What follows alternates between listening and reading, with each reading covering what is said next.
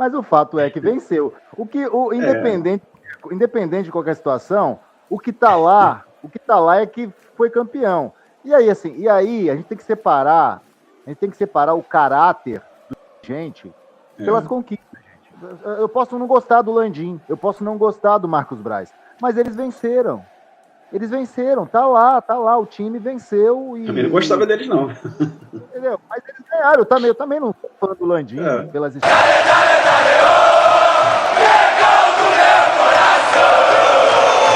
Pelas escolhas dele e tudo mais, em várias escolhas dele que eu não aprovou. Mas ele ganhou. O Marcos Braz e o Landim venceram muito. Eu falei isso no início. Quando o BAP venceu a eleição, aqui nas nossas lives, você vai lembrar. Eu sempre falo isso. Se o BAP conquistar a metade dos títulos que o Landim conquistou, ou vai ser 60%, 70% dos títulos que o Landim conquistou, já comemora, gente. Já comemora, porque é muito título, eles ganharam muito, pode não gostar deles, você tem todo o direito de não gostar, mas eles ganharam muitos títulos. Então, se conquistarem 50%, 60% dos títulos que o Landim e o Marcos Braz conquistaram, o BAP já tá num bom lugar. Mas o Jorginho foi ruim ter vindo? Claro que não. O Jorginho foi uma excelente, né? Mas só que assim, né, cara? O salário do cara não é barato. O salário do cara é bem elevado, tá? Não quiseram pagar para o Gabigol, mas também acho que o Gabigol não merecia isso. Mais do que foi oferecido até 2.600.000 para ele, mas ele não quis. Preferiu ir para o Cruzeiro e ainda ficar falando mal de lá. Aí o BAP nunca dá uma satisfação, o BAP só quer falar com a própria Flamengo TV, não quer falar com o jornalista, que a galera tanto critica, tipo o Mauro César, queria ver o BAP sendo entrevistado pelo Mauro César. Ia sair faísca. Ia sair faísca. Provavelmente essa entrevista não chegaria ao final. Eu acho que não. Mas, enfim, cara, são coisas, irmão, que tem duas posições no mundo são tão importantes quanto. Primeiro, o presidente do Flamengo, né? Presidente da nação chamada rubro-negra. Segundo é o presidente dos Estados Unidos, que a gente não precisa nem entrar nesse assunto aí agora, do que está acontecendo. Mas, ou seja, 2 cargos de extrema importância. São 2 nações grandiosas. Então, irmão, não dá mole, não. Porque aqui no Flamengo é pressão, irmão. Tem uma coisa que eu acho que o Felipe Luiz ele tem culhão. Porque, meu irmão, profissão ingrata quer ser técnico do Flamengo. Porque, meu irmão, é pressão, irmão. Tu tem que ser gelo no sangue, igual dizia o Marcos Braz.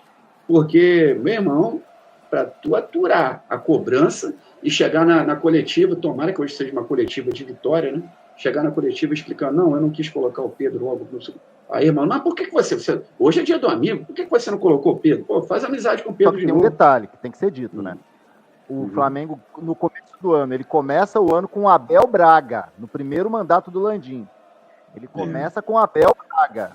Começa a Libertadores com o Abel Braga. E aí ele troca do Abel Braga para o Jorge Jesus.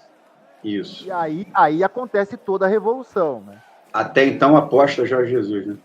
Então, até então, de certa forma, uma aposta. E aí muda completamente o Flamengo daquele ano e dos próximos anos. Se o Felipe Luiz hoje é cobrado, como ano passado o treinador antigo também era cobrado, e tudo bem, essa cobrança desse tamanho... Antigamente tinha cobrança? Tinha. Na época das vacas magras também tinha cobrança. Beleza, existia uma cobrança. Mas a cobrança... Eu cheguei a ouvir fora Zico, irmão. Como é que pode o negócio de fora Zico? Como assim? Mas aquele Flamengo não era... estruturalmente falando, a questão da estrutura não era organizada. Como é hoje, como é depois do Bandeira de Melo. Depois que o Flamengo se organizou como instituição, uma instituição que tem credibilidade no mercado, que tem estrutura para o jogador trabalhar, que não tem atraso de salários, depois que o Flamengo está organizado como uma instituição que realmente é confiável, essa cobrança subiu.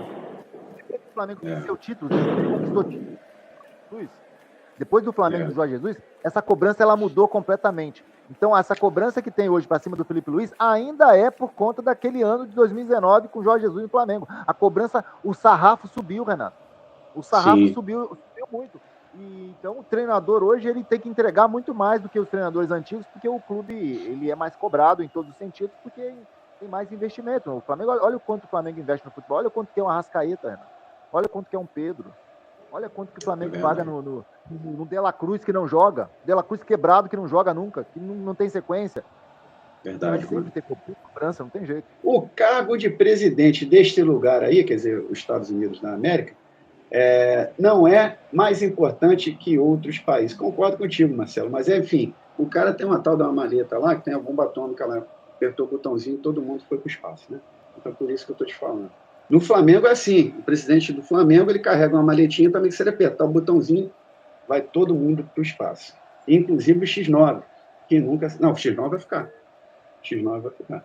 Quem é que o Flamengo poderia contratar para colocar no lugar do Wesley? A altura. Não que o Wesley seja fora da curva, mas para achar um cara igual a ele, será que o Varela faria isso? Marcelo, responde para a gente.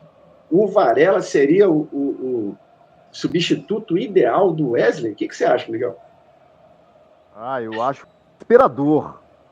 É desesperador imaginar o Varela de titular do Flamengo pro resto do ano. Eu acho um pepino gigantesco pro Felipe Luiz perder o Wesley. E eu vou falar por quê. Porque assim, o Felipe Luiz, qual a característica principal do Felipe Luiz? Não é jogar o time para frente? Não é pressionar na frente? Para uma equipe que joga igual o Felipe Luiz gosta de jogar, menos contra o Bayern de Munique. Eu acho que contra o Bayern de Munique não dá para jogar assim. Mas beleza. Aqui no Brasil, para uma equipe que gosta de jogar para frente, você perder o Wesley, você perde muita força pelo lado direito. Porque ele ataca, ele agride, ele ocupa espaço, ele vai para cima. E ele tem uma boa recuperação também. Se você tem só o Varela, você perde essa força agressiva do meio campo para frente. Você perde. Então aí já vai atrapalhar o trabalho do Felipe Luiz. Já vai prejudicar o trabalho do cara. E aí você precisa trazer um lateral que tenha características semelhantes às características do Wesley. Quem é esse? E aí, cara, lateral direito, quem tem seu lateral direito, guarde ele. Guarda seu lateral direito. O lateral direito é a posição mais escassa do mundo, no Brasil principalmente. Então, já vai atrapalhar o trabalho do cara. Para começo de conversa, já vai atrapalhar o trabalho do Felipe Luiz. Mas me parece que o Flamengo vende o jogador e não tem ninguém para substituir. Vou dar um exemplo. O Gerson, por exemplo. O Gerson saiu. Tá bom, tem o Jorginho agora que tá jogando ali. Pode jogar ali na do Gerson. Mas o Jorginho vai precisar de mais tempo para encaixar nessa equipe, gente. Por exemplo, essa semana eu estava conversando com o São Paulino. Essa semana. Aí eu falei para ele o seguinte. Aquele jogo, o Flamengo venceu o São Paulo por 2-0, aquele gol lá do Luiz Araújo fora da área, o Luiz Araújo que bate muito bem na bola. Para mim, o melhor jogador do Flamengo hoje, ali do meio campo para frente, porque o Luiz Araújo, ele ataca e ajuda na marcação. Então é um cara que ajuda muito a equipe. Mas se o Flamengo jogadoraço, né, cara? Um jogadoraço. Um grande jogador. O Luiz Araújo é um cara que não dá para sair da equipe, não dá para sair do time. Mas eu tava falando para o São Paulino que é o seguinte, você pega os jogos mais difíceis do Flamengo no ano. Tá bom, o Flamengo perdeu só 5 vezes esse ano com o Felipe Luiz. O Felipe Luiz só tem 5 derrotas, beleza. O Felipe Luiz só tem 5 derrotas.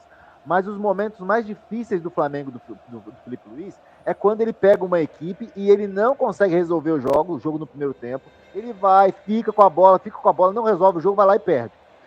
Fora o Bayern de Munique, que amassou o Flamengo nos primeiros 10 minutos, o Bayern de Munique amassou o Flamengo e fez 2-0. Fora o Bayern de Munique, as outras derrotas do Flamengo é porque o Flamengo não consegue resolver o jogo logo.